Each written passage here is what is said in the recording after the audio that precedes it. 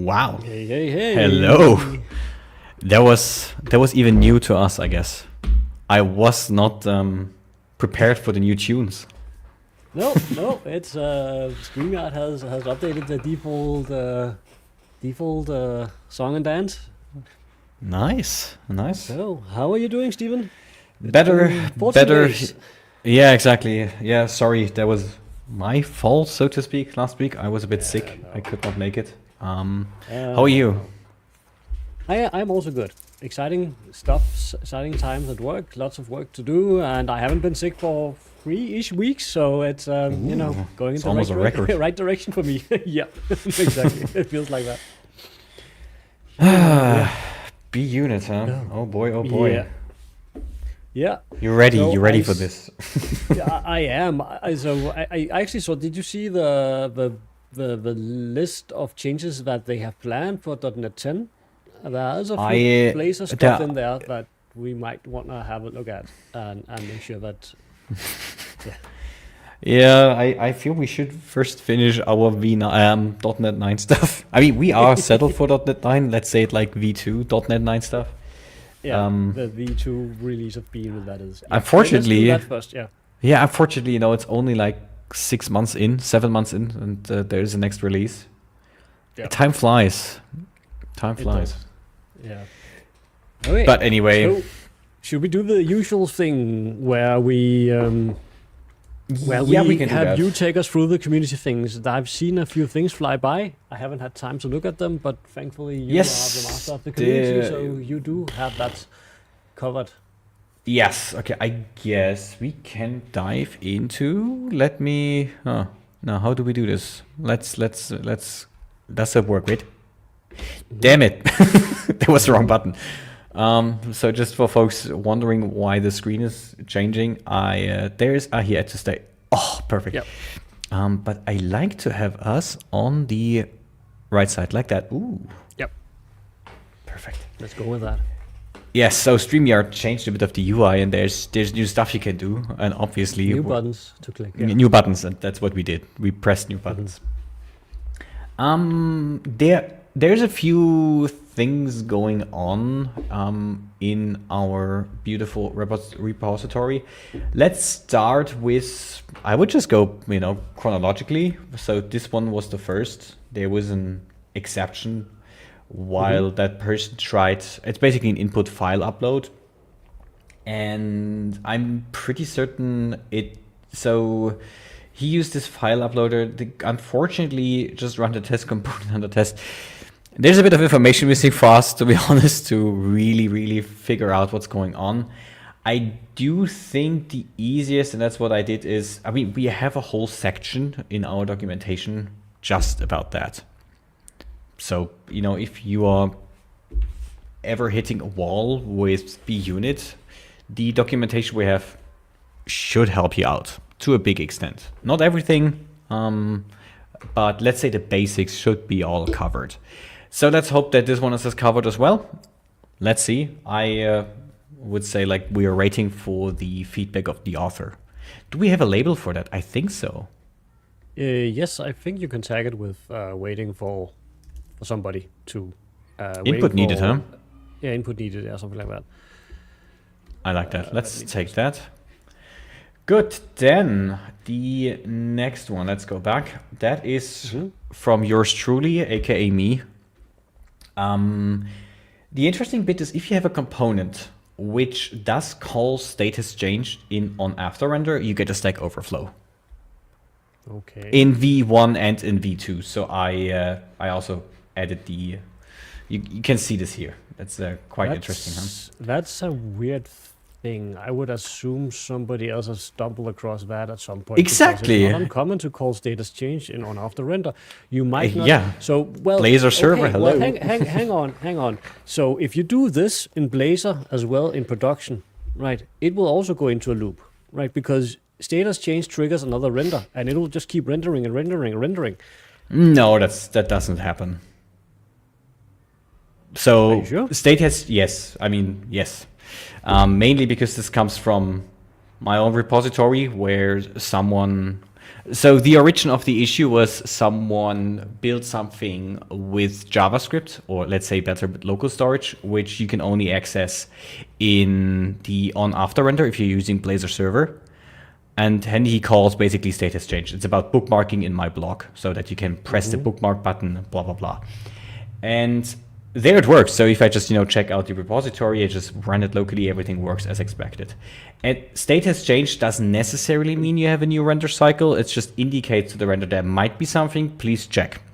But Blazor can decide. Because the whole reason why we have bool is first render is that if you always call status changed in on after render, it will cause a new render cycle, go through all the changes that are, it will just... Maybe we can just check it in a second. Yeah. Let's create a very simple sample because I'm fairly sure that the simple thing... Okay, yeah. Go ahead. Sorry. The simple thing is we do some stuff with if has rendered equals true, then call on after render. So our logic triggers that. But it does also in V1. So it doesn't matter. Let's dive in a second. I guess we need code for that. Then let's go to the pull requests. The only interesting bit, there's some update.NET tools. I have to check why it's red. Anyhow, then where we left off. It's red because I think I saw that it's because Simon Krupp, who submitted that, didn't sign the commit, and then we want people to sign that commit so we know who they say they are. I think that's the only reason. If you look at the actually it fails the test as well. Okay. Let's see. Failed. There's a lot of... Shouldn't I see a failed one at least somewhere? Well. Let's... that is interesting. Yeah, I've seen that before. If you just rerun it, it's sometimes I think... .NET test... Ooh. No usable version of libSSL was found. Yeah. I mean, that's a test runner's problem, not our problem. I guess. It's like I think it's because that's also it's .NET 7. Yeah. Yeah, that is the issue if you have outdated. Yeah, we should go to V2. I mean, it's fine. In theory, that pull request would be legit. Let's say it like that. We can just merge it at some point. I'm just a bit reluctant to press the merge button, and I'm also reluctant to do those here because, to be honest, I don't want to do much work on main. Every time we do this, it just takes our resource. That's just that. So actually, we can also just switch to have a policy where unless it's a bug situation, we don't do updates to V1. Well, at least until we have a good stable release of V2. Well, at least a solid preview release, perhaps. So it depends. Like, it could also be if there's a dependency we have to update because it has, problems in it, security issues. Yeah. Yeah. This is where we left off, V2 API review. This is basically what we wanted to do last week and today, going through our public API surface and check, do we really have to expose it in the way we do it right now? And then that's what we also talked about last time. I adopted this whole tUnit thingy and basically boiled it down to some documentation updates. So if you're using tUnit, then there are some nits and bits you have to be aware. I also added, by the way, xUnit v3. There are some nits and bits you have to be aware if you're using tUnit. I added here this section about the source code generators and that they basically cannot see the output of each other. No. Yeah. And the last one. Let's go to discussion. There is this one. And I'm also not 100% certain what's going on. So let's ignore this part for now. Just here. We have basically a select with multiple options, and these are populated by a dictionary. As you can see here, that's all person dictionary and it's an option. And Marcos tries to basically, here you can see it here, to basically select everything. So he wants to select all three options. But it doesn't do anything. And I'm not 100% sure if this case is allowed the way it is. I think actually the way the JavaScript version of the Blazor runtime, the thing that would in Blazor server or Blazor WebAssembly would actually do the callbacks and all of that. I think it actually is. It's all stringified data. So if you put that into a comma separated list of just I would think that he did this, and I also tried to reproduce it locally. It doesn't do anything. Work. Yeah.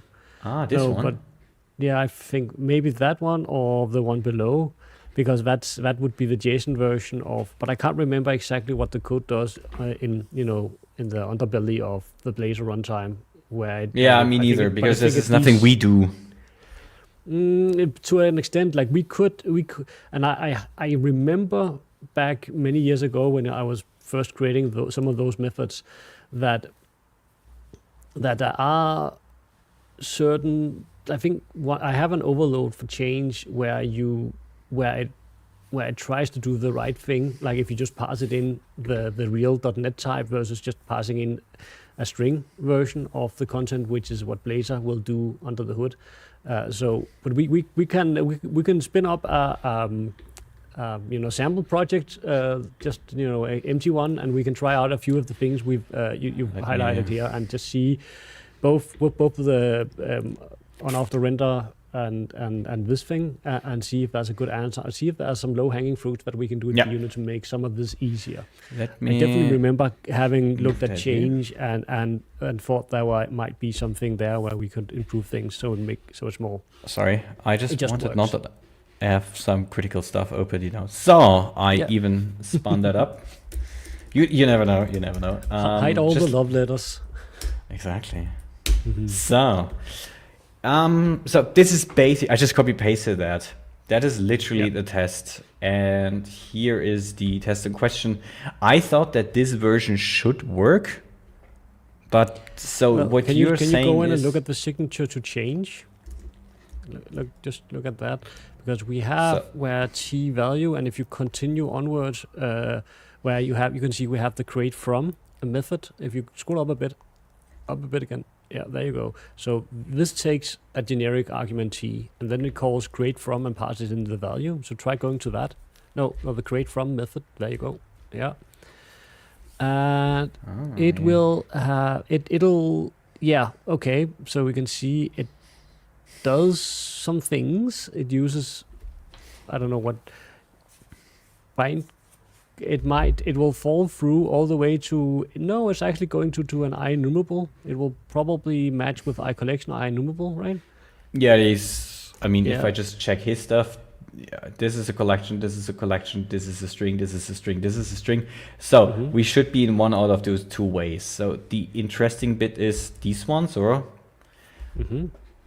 And this basically calls format value for each individual thing,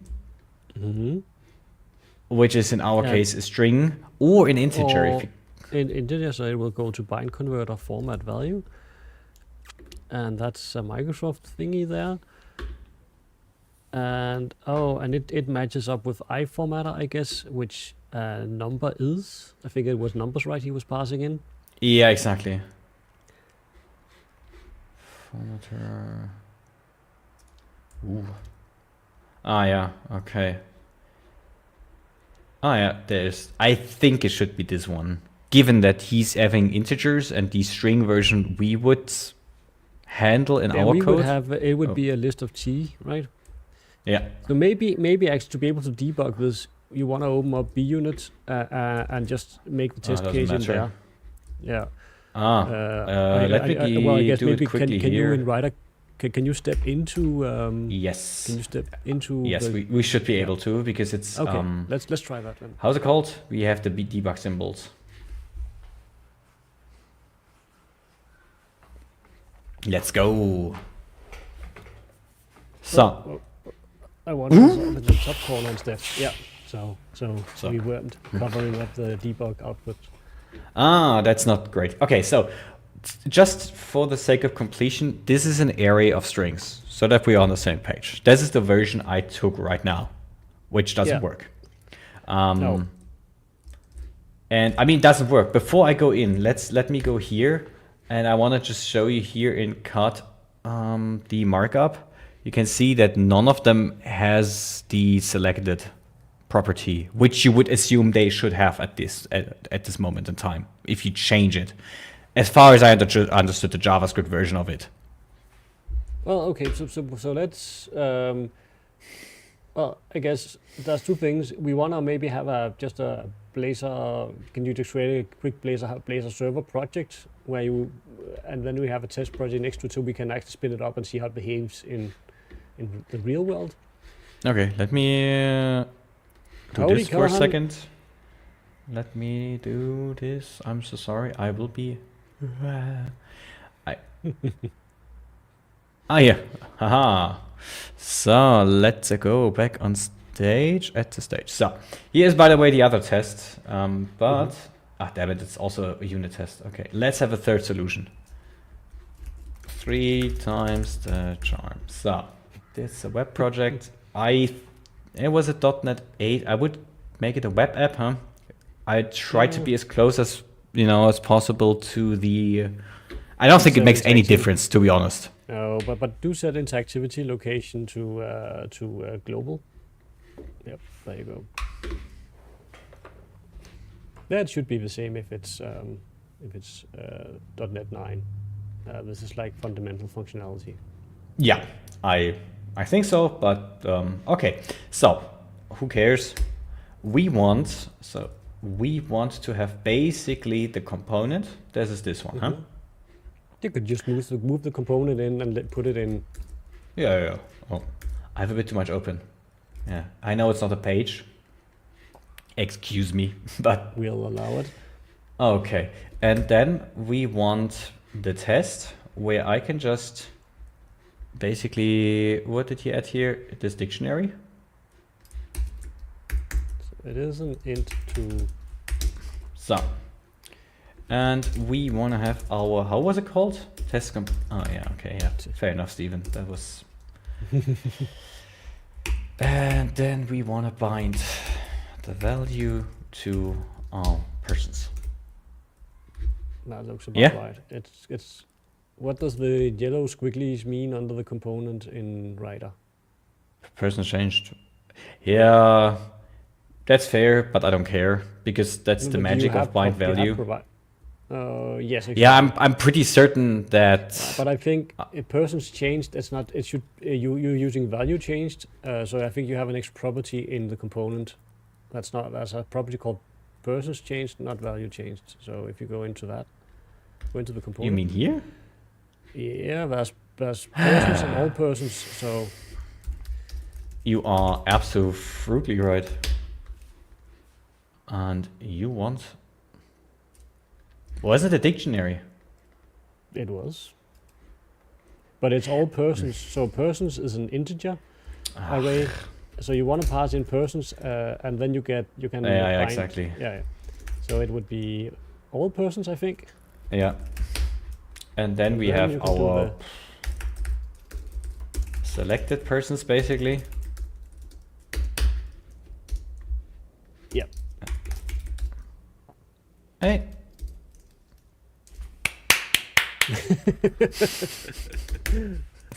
That's a good neat right there. That was very neat. Okay. Yeah.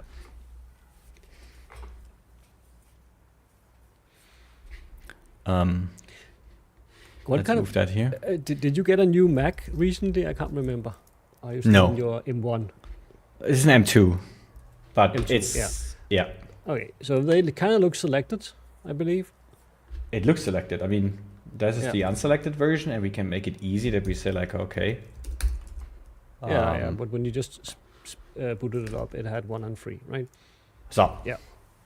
Okay, so that works. If you look at the markup though, so how it's actually represented in HTML, because it might not actually be, so they don't have the selected property on them, as you can see in the markup. Can I just copy everything? I feel like I do not know how to do that. You found it before. Just do the finder. Yeah, there you go. So there's no selected property on them. How does it know it then? Interesting. I really thought like you have a selected here, so it, like that. Yeah, I would think so too. But I guess maybe it's a multiple thing. Yeah. Okay. Yeah. But at least we know that's not the case. But somehow the magic anyway happens. So the output should be, just as we're on the same page, or the output is that you here have these selected people. Yeah. So your persons is basically the selected ones. Yeah, and the bind property should then, the persons should reflect the ones that are selected. Exactly, the index of them. Yeah. In the dictionary. So basically this guy here. Yep. Yes. So we see in Blazor it works somehow. That's the. So, but what was the assertion of the test? Because if he the assertion is basically no. He was checking the. So what he's checking is how many li elements do I have? The list elements in this unsorted list. I can go back. So, Callahan is saying very interesting. It didn't show the CSS on the element for the selected option. Yeah, there wasn't really anything that indicated that it should be. Exactly. Selected, but it still showed rendered as selected. So, somehow. Yeah. Exactly. And what he does here is he basically gathers all the list elements, and then just asserts that the list has 3 elements, which, as you can see here, doesn't have anything. Fine. Yeah. So exactly. That's absolutely fair. But, so I guess two things we can do is we can add a breakpoint in the. What you can something you can always do, I think, is in the test component. Yeah, so we go in there, convert from, but now it's strings. So I think if you go and change it to just a list of numbers 1, 2, and 3, for example, here. So I was expecting that to work because of the code we just looked at, but you can try it again. Ooh. Okay, so we are in. T-value is an int array. We expected that. Let's go in here. I would assume we will take this route. Yeah, we will get to either of the format values. So, we do. Got in there. And here our result is obviously an object array of those 3 elements. And that's because that's what Blazor expects. Exactly, and if I go out here, I expect, because format value, you can see it here, basically makes strings out of it, which makes sense because how else would it work in HTML? Yeah. So these 2 versions we took should be equivalent. It doesn't matter if you pass in an int array or a string array, the outcome, the observable outcome should be the same, at least if I understand everything correct. Okay, once, we go out, the value is obviously, 1, 2, 3, so our string array now. And then we are done. I mean, yes, there's a render cycle coming. Yeah, but that should happen. But this is synchronous, so there's even if we would now do wait for, I guess it shouldn't matter. It's all synchronous here. Okay, so hang on. If you go back into the test component, and let's add something in here. Let's add an on. Alrighty then. So on parameter set. I am wondering if the persons, because there's a bind parameter. Oh, hang on. Kids are home. 1 second. Yeah. Yes, there is a bind parameter, so you can see this also here. So the setup is basically what we did in our live example, that we have this component, we bind to the event. So we could also, in theory, if I take persons, is the plural of persons? I would say multiple persons. Yeah, that makes sense. We can also assert basically assert equal 3 this A suggestion I might have would be that we go in and in the onChange event handler or in the test component. Yeah. So let's start by validating that the onChange handler, if we actually have one. This works. So just that you know, so the binding works because person array is 3 elements wide. Oh, and you passed it in up there. Yes. So yeah, exactly. Okay. So the event propagation itself works. Yeah. But sorry, you wanted that I go here, and you wanted to have an on after. No, I just when on the input select, you have persons changed invoked, right? I would the value changed property. Let's make it. It could. I guess you can't put a breakpoint in directly there, but if you make it a method instead, that you can put a breakpoint into, so you can see where we are hitting that. In dear stack trace, in the component, just create a component. Or are you still debugging? Yeah. Okay. So what do we receive there? So X is our.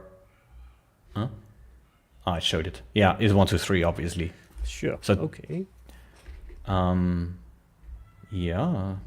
So but the only thing we are doing is that the thing is, so I see what's going on here.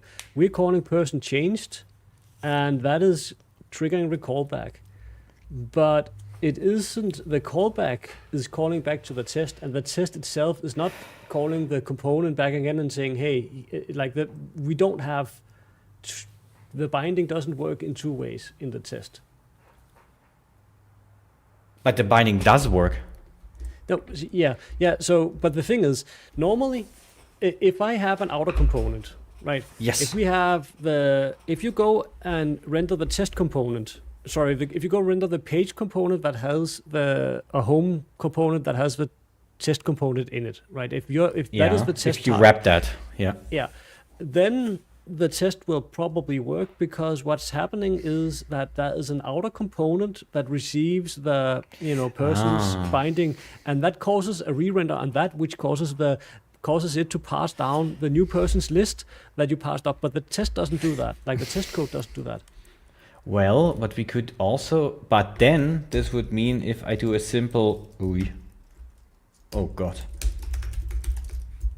that should fix the problem already. I am not sure, because yes, the bind. No, but we don't receive the updated version. Oh, we do. The persons dot you have it. You have an assertion down online. What is it? 1023. That seems to received, but I don't know if you call render, if that actually causes the person's list to be passed down again. Oh, sorry. Let's see what Callahan is saying here. Typically, that be a class. Yes. Well, so we are talking about how the Blazor does things. The selected inside the option. Or some element styling. So the option element is styled based on the user's OS, and has very little CSS. But that explains why you didn't see any CSS class or anything. It's handled by the browser CSS. Yeah, but I think what I was expecting to see the selected attribute being added. Yep. So not a CSS class, but just it's probably a thing for the multi-select list that does the thing that it does. Yeah, you cannot. I think. Oh no, okay, sorry, never mind. You are in another. I thought you were in the test. Yeah, no. The third time's a charm, but that's no. Yeah. So basically, I want a very the poor man's way of dealing with this is we just hard code everything in here. That's good enough, I guess. Public in selected persons with 1, 2, 3, and then. Well, you probably want to have it as an empty list initially, because you want to mimic what it does in the test. Bind person. Jesus. Okay, that is set. Sorry for my being stupid. No, I feel like it's your editor that's not helping you very much. No. That makes it worse. Okay, so that said, we have this guy. Then inside the test, we basically can drop this. Who needs that? We do not want to render the test component. We want to render, the. So I think yeah. What we are seeing is all when you just render the component directly, right? It's like having just at the root level of the page, you don't have anything that triggers the thing that should do the thing, like the re-render from the top level down. So I think that test should pass, I would imagine. Well, the bind doesn't work because there's no, the assertion do I use bind? 15. Sorry. Sorry, that's absolute garbage. That it's not needed anymore. That was just for me earlier, just to see if it propagates upwards. Yeah, you're right. There we go. There they are. Bind. Yeah, unfortunately. I do not know why. So let me try this with something else. What if I say here, if I start already at, no, that works. Oh. I do not know how I clusterfuck that twice in a row. Anyhow. Actually, what's happening is that he's just in the test component. You have the person's changed callback that you're triggering, and that will basically call the parent component and say, hey, here's my callback event handler, and here's my new data, and the parent component will, in production, will re-render itself, which will it will update its persons list like you have in your wrapper component, and then it will re-render, and because you have binding, it will pass down the persons list back again down to the parent to the child component, or to the component in this case. The problem is that the test code itself, bUnit test code, doesn't explicitly call when there is the bind callback like that. And if it doesn't even pass the bind callback in the test component like you have here, if you can, wrap the lines a bit, like if he doesn't pass the bind persons anyway, right, at all, then then the only thing he does in his callback is that he's calling to somebody that doesn't listen anymore, right? And the selected list isn't saved, isn't local to the test component. So I think if he doesn't want to have that wrapper thing around, I think a proper test for him would actually be to do what you did before, where you just have a person's list that you bind, and you get a callback, and then you do the assertion you have on 24 right now, and that's a good enough assertion, because wait, before we do this, we explicitly did something like, wait, this is V1 or V2 what I'm using right now? It doesn't matter, it's the same. No, it's just for this one. Do I need this one still? Oh yeah, look at this. We do have this guy bind, but this should do the trick. I can't remember. Perhaps. Let me try that. Yeah. I mean, it's explicit. Callback. Yeah. Oh yeah, it's the helpful grayed out. What type are you working with? It just takes up a lot of space. Yeah, there's a shortcut where you can disable that, but I do not know how. Initial value would be an empty array. Yep. And then we have the changed action, which there you would. Yeah. There, I guess. Well, I'm not sure what happens there, but I would say persons equals n. I would expect that the bind method we have there simulates what we did with the razor code before, which is that it doesn't actually make a difference. So now you. Well, that would be good, wouldn't it be? Yeah. Because the problem is also you need to pass down the parameter of the actual all persons array. Otherwise, there's nothing to select. Oh, you are right, of course. It's always like being the co-pilot here. You spot all the things that are missing. So, Amazing. Yeah. I know. I'm sorry. It's just a test. So that looks. There's yeah. So this one passes obviously. Ah, yeah. No, that's really the same. Yeah.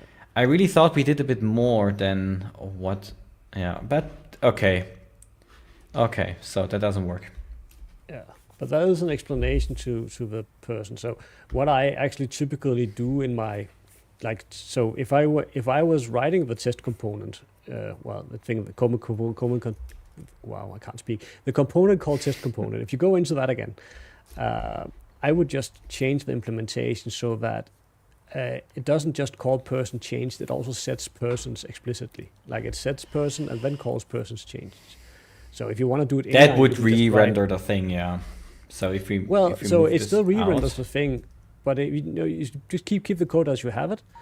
But you can just do instead of x in the invoke async, you just say persons equal x, the persons equals x, and that will still pass it into invoke async and assign it at the same time. It's a I know. Now that's the shortcut version of it, right? Yeah, it doesn't look pretty.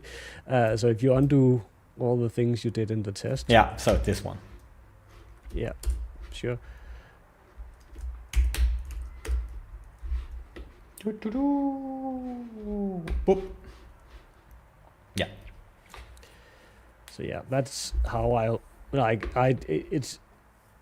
would also write that code not just to make bUnit tests work, but I would also just write it like that anyway. You sure? Well, probably not inline like that. I would probably have value changed be a method being called. You can tell me the whole truth after stream. No. I think because for me it makes sense, right? Because what we have in this particular component, you have a list of you're printing out all the persons down from line 14 to line 20, right? So in that case, I would update my persons list in the component and then do the callback as we are basically doing in a fancy inline version here in line 5. Because that makes sense to me from the functionality of this particular component's point of view. So that you're self-sufficient, basically. Because otherwise you need the parent component to do the work for you. Yeah, you need the parent component to say, you gave me a new list of persons, I'm going to pass it back down to you, right? And it might not do that, right? So if it didn't have the bind property, but it was using method, like, so I don't know. Yeah, it depends, but at least I think we have a reasonable explanation to give to the person who raised the issue of the question. So he was doing the right things in terms of passing in, using the change method and passing in stuff correctly.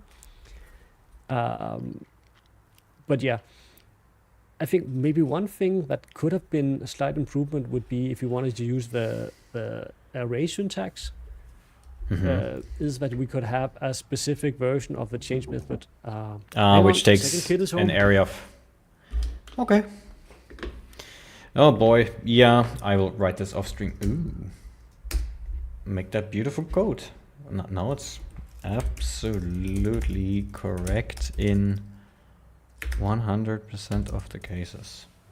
TM. Yeah, I like that. I take that. Good. If you want, I will. I'm not sure if you can. Do you listen to me? Yeah, you do. I'm not sure. I am listening. You just nice. Yeah, I like the TM.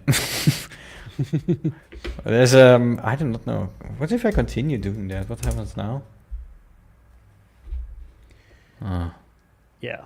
But again, I would, if I don't want to have that assignment where I, assign my local versions of persons in my component, in my test, I would just then do the bind and see that the callback is happening.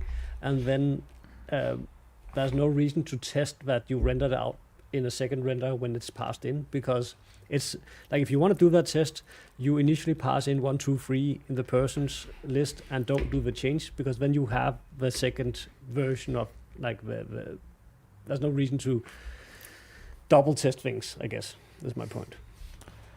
I'm not sure if I'm making any sense right now, but yeah. I wouldn't say it's double testing because the act is different. The outcome is the same, true, but the act would be different. So I guess my point is, if I want to validate that that if there is a person's changed callback, like there's two tests here. One test, this particular test, is validating that person's changed gets called when you change something in the selected thing, right? And you can assert against that, like you not by using find all, but just using your array on line 14 and assert that it now has 3 items after you called selected changed or changed on line 21, right? So that's one test. The second thing is you want to say, well, if so what would happen at the high level component is that it will receive the persons list and it will pass that persons list back down to the test component again, now with 1, 2, 3 in it, and that would cause the test component to render the LIs out.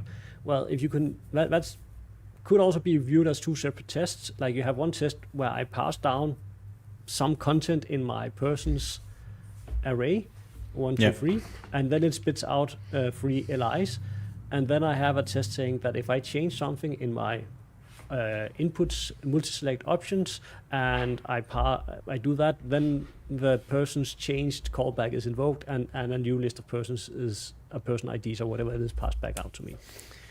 So, yeah, hope that makes sense. Yeah. Yes. But I do think we'll just come back with our finding zone, and it's up to the person to decide. Yeah. So it's a works as intended kind of a thing. Yeah. Maybe it's also a little to do for us to put this in the documentation, especially such edge cases. Could be a documentation thing to me. Yeah, probably.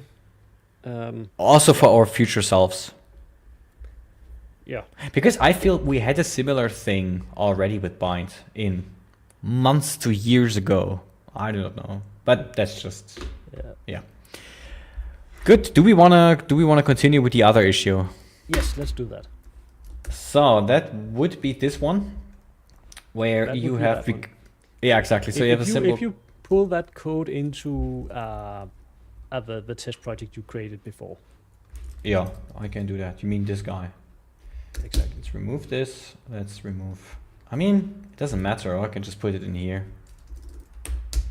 That should make absolutely 0 difference. You do agree, or should I put it in a subcomponent? I mean, a page is nothing else than a doesn't component. Matter. If you want, you can add something to the screen, like a counter or something. I don't know if you want, like render count. Yeah, but that is unfair. If I have a render count, and obviously it changes. I need something which doesn't change the HTML or the markup. Yeah. But the thing is that if you put a breakpoint, you could start it off to begin with. But what will happen is it will call that in a loop, right? It will keep calling that, and wait, come on, put it there. Oh Jesus, what did I do? I have different windows here. That's fair. Okay, this one I want. Okay, right. So if you just remove the breakpoint and let it run, and you don't get anything in the browser, do you? No. Because it never renders anything because it's stuck in a loop. And that's my point. But I mean, there's nothing to render. It's empty page. I thought, don't we have the normal layout thing where it shows something on screen? No. It's the minimal empty setup. layout? Yeah. Okay. So it obviously renders the initial thing because that happens before and after render. Mm-hmm. The question would more be, what happens if I do something like that? Let me do this. You could just have an integer that every time you call on after render, it increments. Yeah, I don't want to do that for the reason that it changes something. Now my question is... you want to have something you can actually do stuff with, yeah. Yeah, exactly.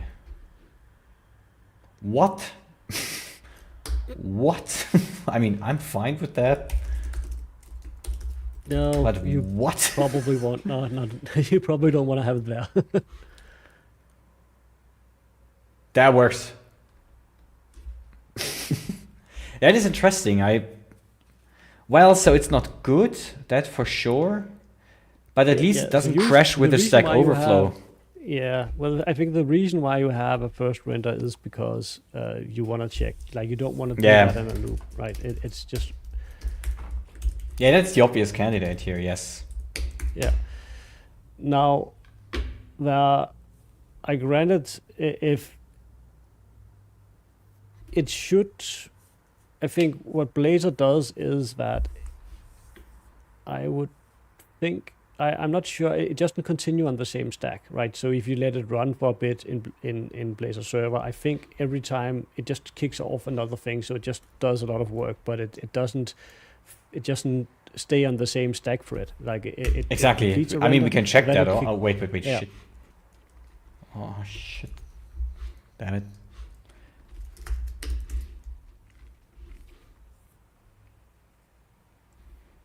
So if I do this a few times, so just detach, attach, then you can see here, obviously the stack trace looks quite nice.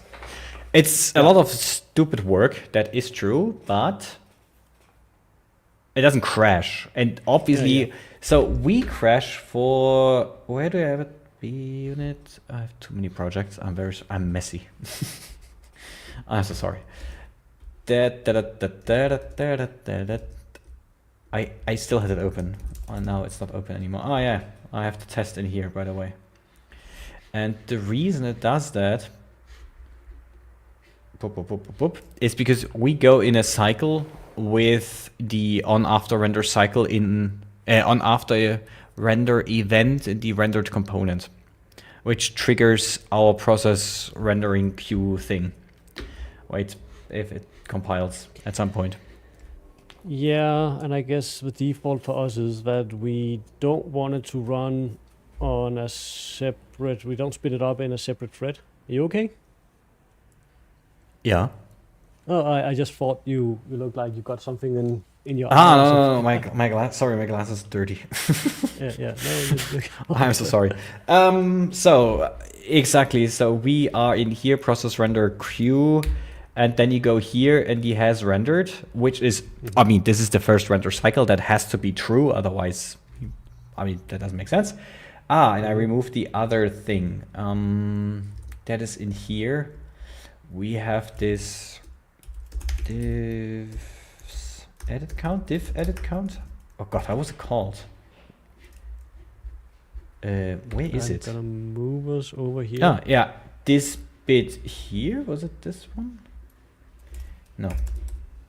This one I'm looking for. Well, so if you run it a bit, let's see the stack trace that actually happens when it stack overflows. So that should identify where. Here. Here. Exactly. In here, you come always in. Is parent component already updated? And it basically here has rendered true. Let me go in here again. Has rendered true. Even though it technically didn't render. And then we are here again. And you can see at the end, these process render queue calls pile up. Because they are triggered from the on-after render in iRendered component. So if I do this and press F5 a few times. Added to, so I think it's probably, we have a, did I remember, did we actually change the dispatcher or do we use the default dispatcher? Default. We tried that once and then decided not to. But we could also argue, which is fair, you know, that it's probably even good that it blows up in your face. I mean, yes, technically we are not emulating Blazor, that is true. But on the plus side is that as a test, I'm just making things up now to argue why our implementation is good. Yeah, it's good. Let's think out loud. It's good because basically your server will be in this loop anyway. It will do this all over, which is not great for scalability, maintainability, and a lot of other things. Absolutely, yeah.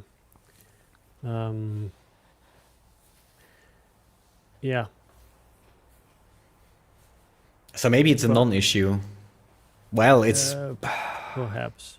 I think it's something that'll take a bit more time to dive into and see if there is an easy way to safely allow it to just do that. But I think one of the things that we do in our test is that we wait and like when you can I actually look at the test real quick, that example test that causes this? So oh. I guess this placer surf in the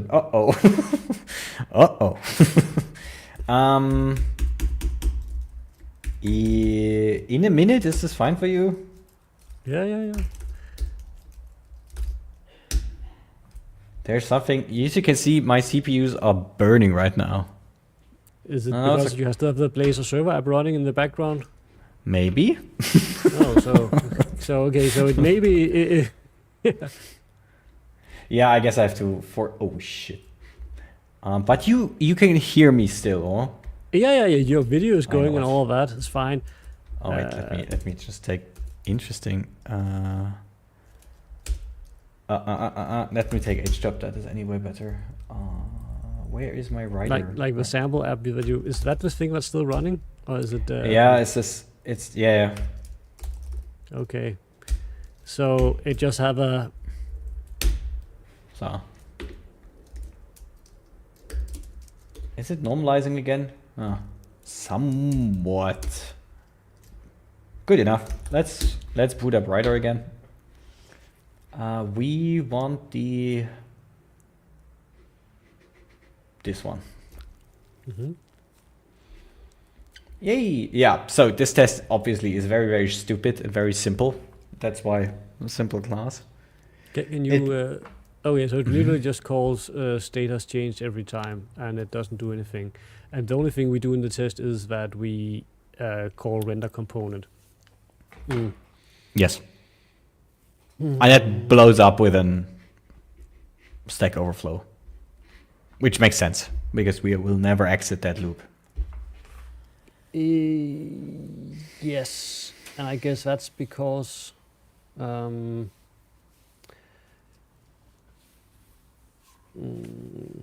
you look at the can I just show printout of the stack trace again?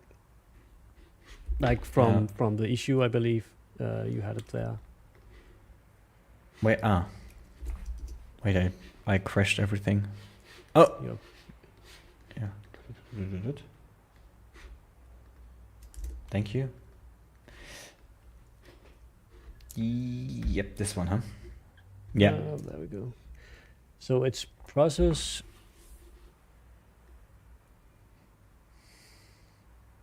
Notify. I'm just trying to see if there's any of process render queue. Are we actually even in that method? What do you mean?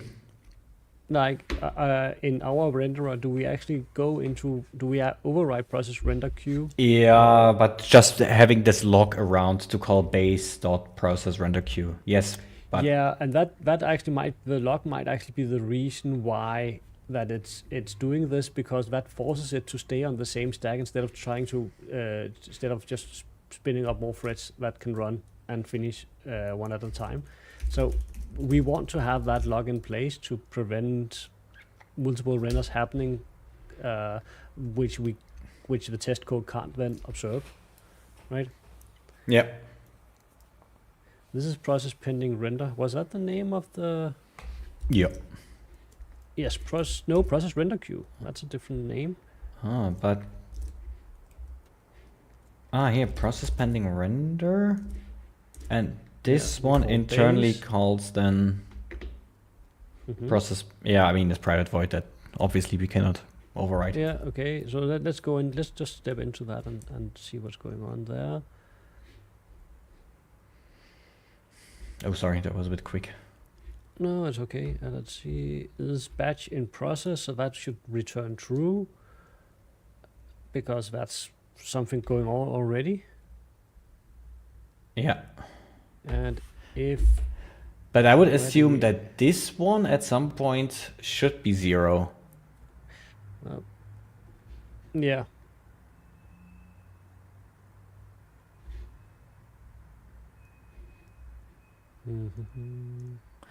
But apparently not.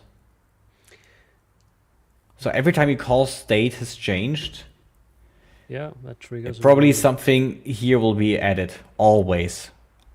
Always, always. Because, I mean, yeah, disposable count is 0. Because we should otherwise run into this return. There's my component didn't have anything to dispose of, so the count should be 0.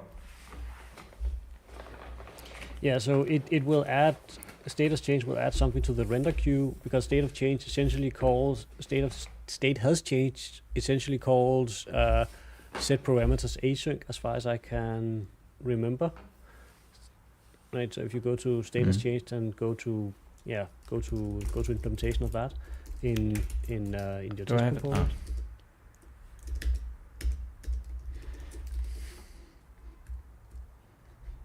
Damn it. Wasn't that... Where did I have my... You just had it in the test itself. Yeah, that's why I press on it, and then it doesn't go there.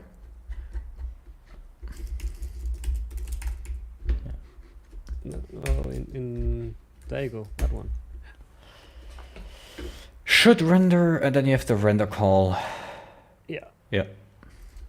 And that's the render call of the renderer. Yes, that's the render handler. So no, it doesn't call, the renderer will call set parameters async, but the render handler is just getting in the render fragment, which is an empty thing, and it will, yeah. You can try to just go in for fun into bUnit renderer and remove the lock around the process pending render. Just allow it to go nuts.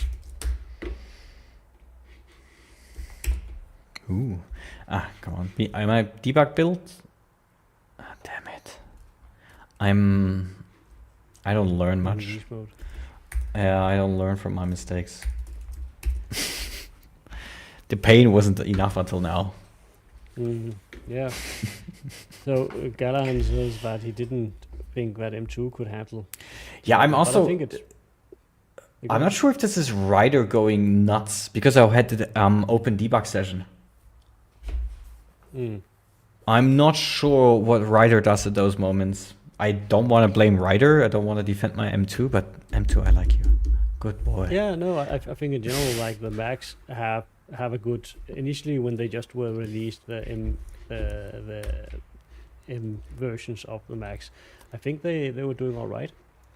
You know what? Let me just go crazy. Now, I think there's many also .NET developers from the .NET team themselves that are using M versions of the Macs. So I think it will. Yeah, but we run into the same issue. It is also a Stack Overflow exception. That is interesting, huh?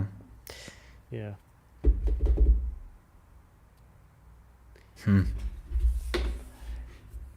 I'm not sure how much time we should, invest in that issue. I think it's sort of a, for now,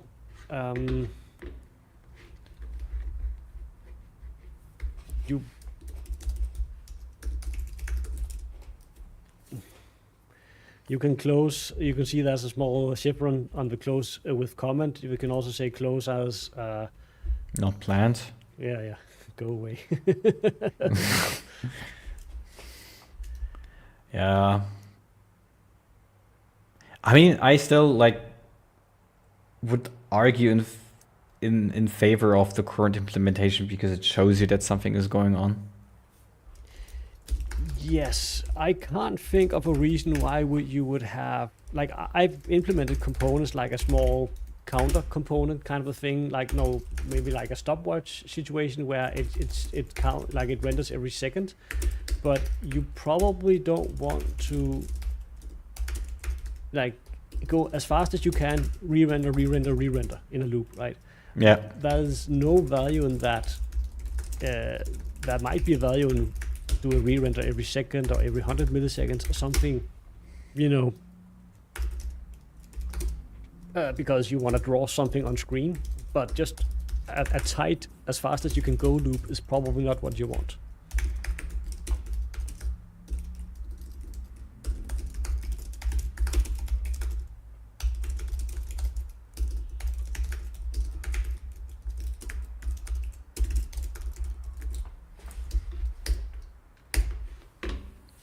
Fair.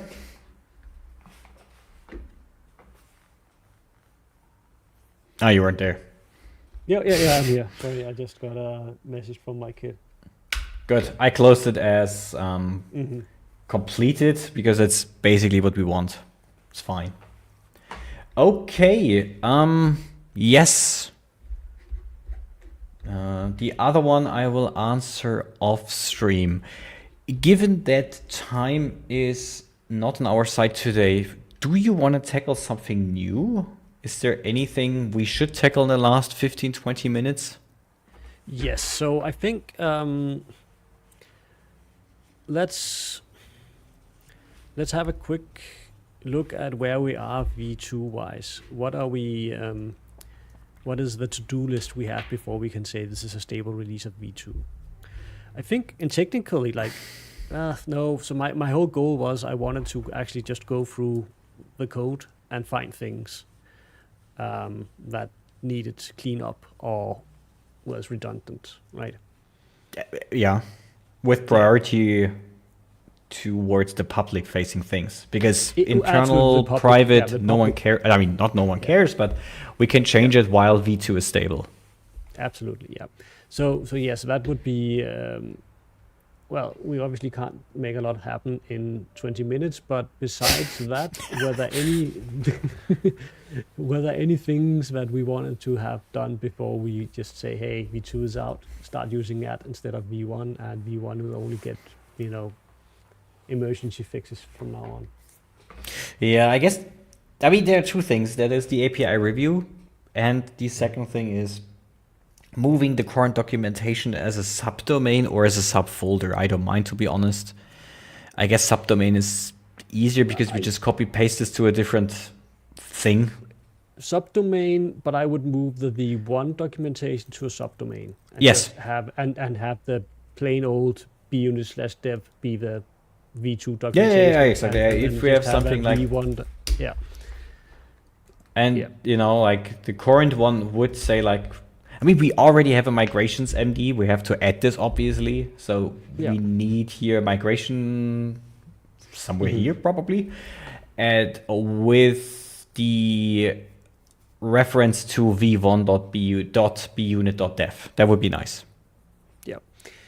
And what else? Well, yeah. So I guess we need to set up some, make changes to. Maybe we need to have like a branch, a V1 stable, or just a V1 branch, so that if there is a need for hotfix, we can go and do stuff on that and backport from main to /stable to a V1 branch, and also maybe have a way for us to trigger a deployment of a stable release of a V1 after we switch all the things, like the stable branch becomes the stable for V2, and main becomes V2, the current V2, right? Yeah.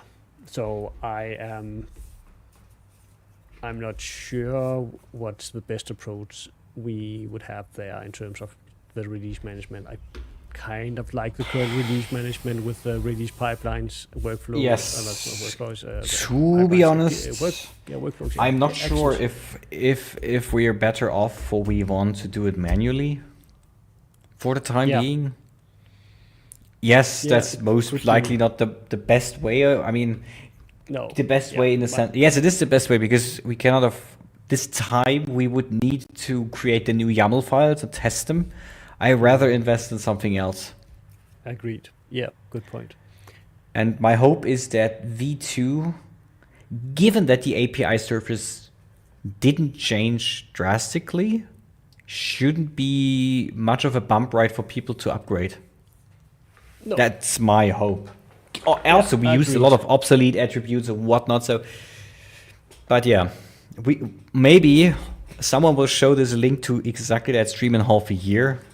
And then I will be very sad about myself. You will be regretting it. Well, I guess your point is we don't want to spend the time until we feel like if we end up having to do a V1 release every second week, then it might be a point where it's worth the investment in creating. Yeah. So let's what's the Yagni principle? Do it when we need it. Like you ain't gonna need it until you need it, and then you do it. So yeah, okay. So, well, let's see. Next week we could start just scanning through the API surface. Yeah. I don't think we have any other pressing issues or things that we need to. No, I wanted to start with this. I started already. Yeah. So there was this from basically from the creator of Newtons of JSON, now working directly for the .NET team.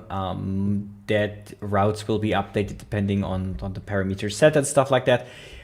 I started working on that, and that's that. Yeah. I don't want to sugarcoat that I was too lazy to finish it. But I will finish that. Yeah, but it also makes sense, like to postpone new features or functionality until we've settled the API. Yeah. That is. Okay. Thank you for defending my. Oh well, this laziness? is open source. Like if this happens after you've done with your work that actually pays the bills, and you're done with your family, and then you have time to hang with me a bit, and that's the same for me. So nothing really happens unless we actively try to make it happen, and last priorities, things like that. Yeah, I think it's. I feel like there's a chance. So I'm just thinking. I'm going on a 8-hour flight to Seattle for the MVP summit in a few weeks. 2 weeks. 2 weeks. So yeah, next week we can start the API review. I might spend some time on the plane just doing things like that as well, and I'll build up a list of things I want your feedback on, and then we might be able to get to some good state quite soon. How easy is it, by the way, because we're using GitHub pages? Can you have subdomains? I never tried that. I have absolutely no idea. I think so. So if you go to the bUnit dev organization, right?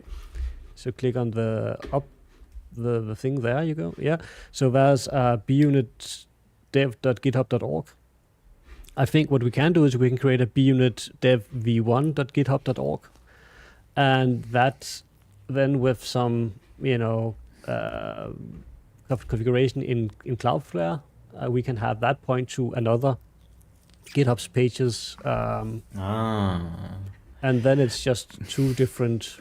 Because the alternative is we take the whole documentation as of now, freeze them basically, and have something like bunit.dev/v1. Yeah, so I think we might want to. I think we just add another repository like we have here for the main page. We just call it bunit v1.dev, and maybe it's just straight up clone of the v2, or well, not the v2, but the current one, and then when we change the v2 branch to be the main branch, then then things just work. So the documentation would also be fairly static for the v1. I could actually try to set that up. We have 15 minutes. I have a feeling we might be able to pull it off. So let me pull you over to the site and let's go. Share some screen. Here, let me open up a new browser window and share screen. And where do we have view, window, region to share? Ooh, so nice. Like that one, GitHub, and we want to go to bUnit. Actually, we want to go here, and I think we can just do new thing. No template. It can be public. Why not? Nothing of those kinds of things. So v1.bunit.dev, I guess. Ooh, that works. Nice. It's available because it's under our thing. You think someone else took that? Well, they can't. That would be too. Yeah. It's typical problems in multiplayer games that you know the username is always used by someone. So now I'm trying to remember how to set up. Is it pages? GitHub page design to host. Let me zoom in for the small screen abled folks watching. GitHub pages design for person, yada yada. Deploy from branch. Oh, there is no branch. But isn't there automatically one if you don't use it? No, there's not. Okay. I thought you didn't say like create an initial commit. No, I will do creating code spaces.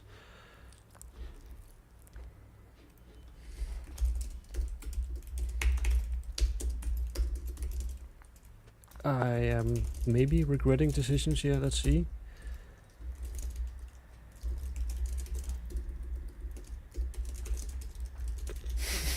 Does take a while to load.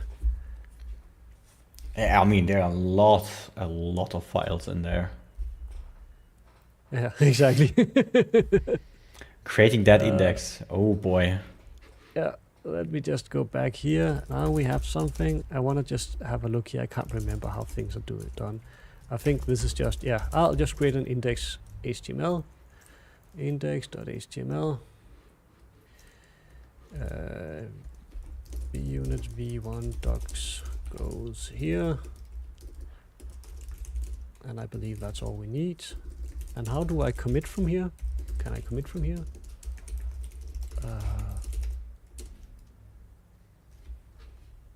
Git commit am empty HTML. Sure. Git push. Do I have to push? I had to push. Okay. Let's close that one down. Go back here. And we have oh no .github. What the hell is this? Ooh. Oh, it's something with the I guess it's something. Yeah, so we have a very rudimentary thing. Okay, so now we can go in and do the pages thing. We can say deploy from branch, main. Yes, sure, save, do that. Now custom domain, that would be v1.bunit.dev. Sure, why not? No, just do that, I guess. And DNS check in progress. Okay. Learn about something. Verify your custom domain. That would be this one.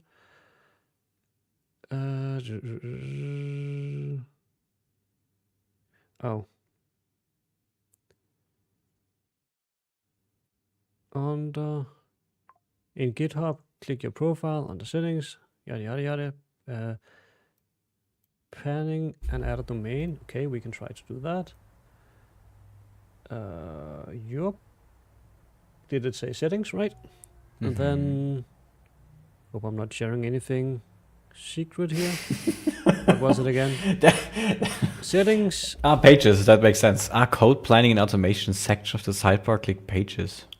Shouldn't there be a pages? Yeah, exactly. Up, no, up, a bit down, one down, yes. Yeah. Okay. But I think switch to context. We want to have this context. There we go. And pages. Huh. Okay. Go to your organization. Okay, well, I can try to do that here. v1.bunit.dev. Add this domain. Okay. Cloudflare. Let me just pull this off screen real quick. Why? What should happen? I don't know. Maybe it. I'm also so horrified. That's why I don't want to. Just imagine you live code daily or so. I feel like I would mess it up and bump your Azure subscription or something is public. Yeah, I actually had I had a plugin. I still have a plugin for that can sort of blur semi-secret stuff that you might have in like Asia. I don't know, GUIDs, rather random GUIDs that you might don't want to share on screen. I think it was C# Fridge that told me about that. All right, let's see. Where is Cloudflare? I'm looking at my second factor stuff here. There we go.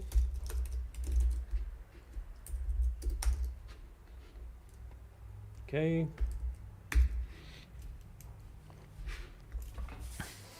Domains. It's interesting. I don't know. That's your real background, huh? No. It's the. So I can probably slow. This. No, that's not what I.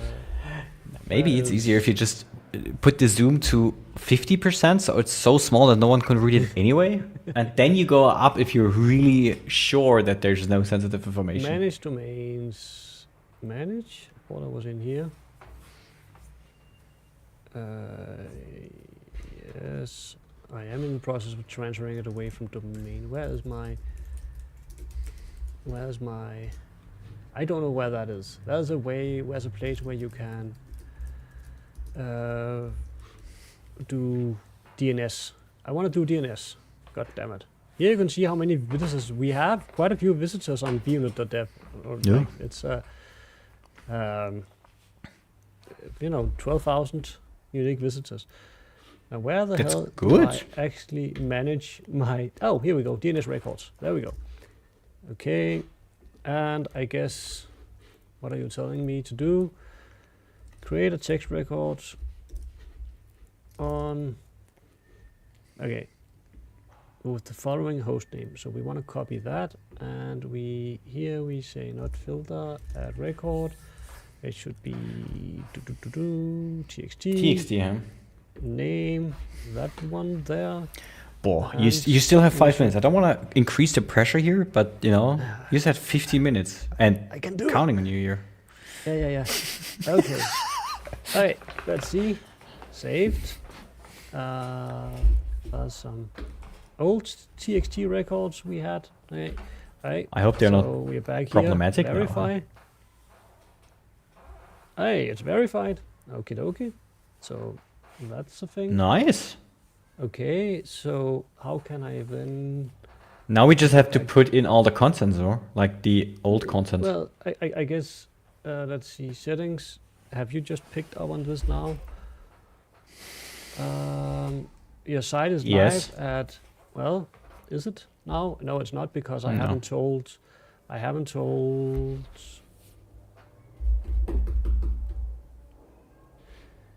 Ooh, checking preference. Yeah, I mean that can take 5 minutes. That's unfair. No, yeah. That's not on you.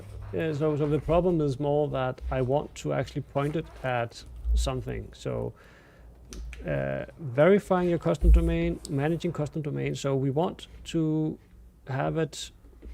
There's some. Yeah, we need to add some A records. Otherwise, it will not work. So now we've verified that we have it, and we see we have the records here already. Is it actually the same ones? 90. Yep, it's the same ones. So we want to add some additional. We want to basically duplicate these. All right. Almost there. Is there a way for me to duplicate these guys? Oh, and you can also add a C name for that. Or can you yeah, you can import and export. I'll just do it manually. You could export those 4, edit them in your text editor, and then import them again, which doesn't take you like 5 times the amount of time, but you did. Hang on, there did you go? You went up there. Okay, that's one. Where's the add button? Here you go again. Then it's the second one, V1. Going to there, save. So help me, I'm doing copy paste stuff. Don't let me. V1, the third one, save. And the last one, add V1, There we go. Okay. I think that might actually be it. So if I now go to v1.bunit.dev, still nothing. Okay. Fair enough.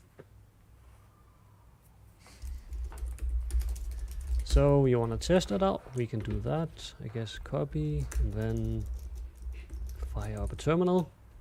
But you called it only v1. Shouldn't it be v1.bunit.dev?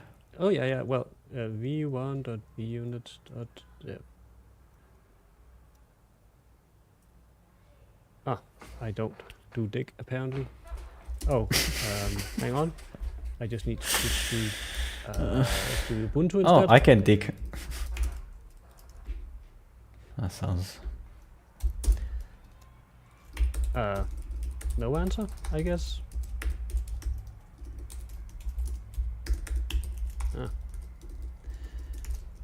Oh well.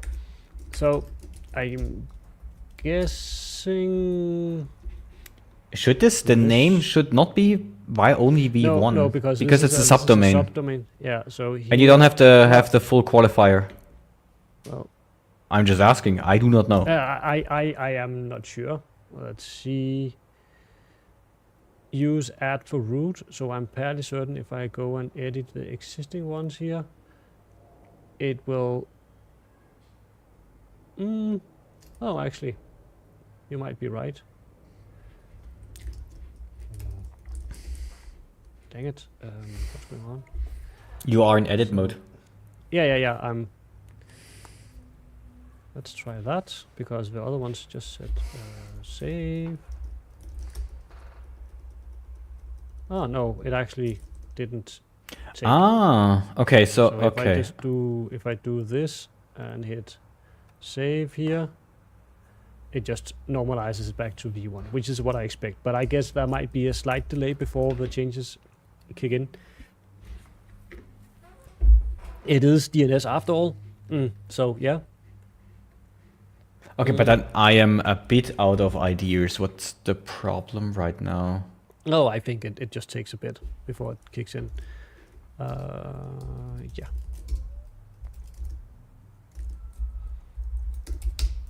Oh, I get something with dig. I get the...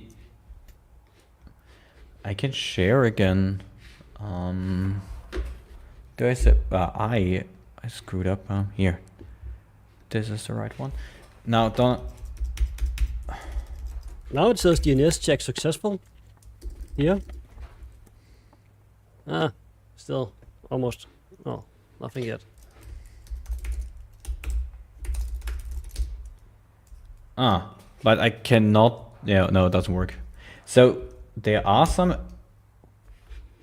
entries, but that's that. But yeah, I mean, you can take up to 5 minutes, but no, I cannot resolve the host.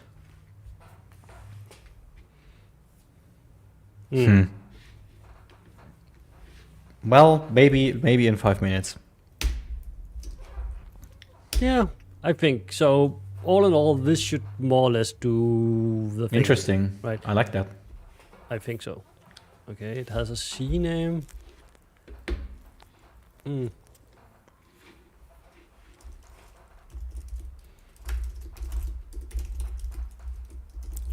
Yeah. Well, if this doesn't work within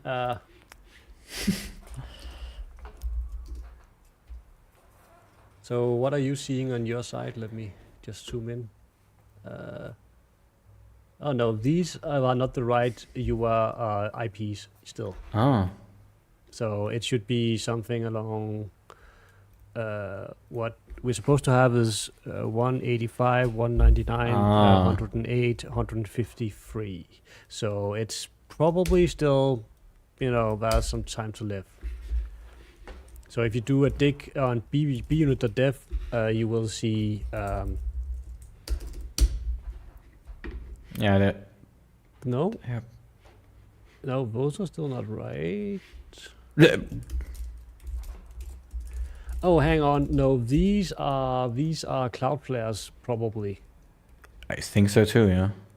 Yeah. So it might. I mean, what we could do is, Hey. Now I type in my password for the... No, I was like, nice post a comment in chat directly. Yeah, okay, fair enough. So this one, this doesn't change. Before I ping stuff, is it? Yeah, okay. Yeah. That's fine. If not, we will pick it up next week. I think 98% is there. I think so, yeah. It might just be DNS catching up, our local DNS things. So, yeah. Anywho, there we go. Shared our secrets. Yeah.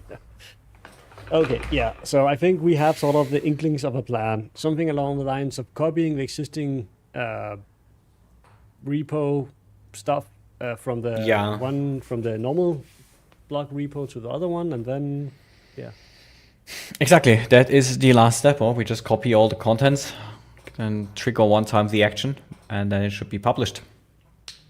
Hopefully, if Cloudflare picks it up accordingly. Or let's see. That is the candle the right way. Somehow. I think like Saturn and Mars is aligned soon. Maybe that helps as well. That may solve the DNS problem. Oh, amazing! Thank you for your time. Next week, yeah, you too, man. Yes. Hopefully we will. Let's just not make too many promises, but hopefully next week we will be back online for another one, and that will be us going through all the public APIs and hopefully also not promising anything. No. If the GitHub tracker is full of stuff, then maybe we do this again. Yeah, let's see. Let's do that. All right.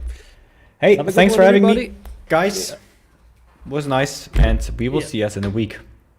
Cheers. Bye bye. Probably.